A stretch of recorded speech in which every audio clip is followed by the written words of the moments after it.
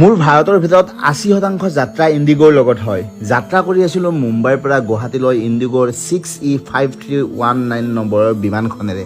হঠাৎ এগৰাকী এয়াৰ হোষ্টেছে আহি ক'লে, ছাৰ আপুনি অকণমান এইফালে আহিব নেকি? আপোনাক আমি চিনি পাওঁ, আপোনাৰ ভিডিঅ'জবোৰ আমি চাওঁ, বহুত ভাল লাগে। দুগৰাকী অসমৰ এয়াৰ হোষ্টেছ, দুগৰাকী অসমৰ বাহিৰৰ।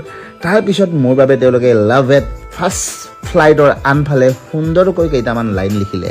লাইন কেইটা আছিল, Congratulations Mr. Pathak and your YouTube family. Thank you for connecting Assam industry to the common people via your YouTube channel as doing as amazing work. Wish you lots of success and love. Pooja and Sansel.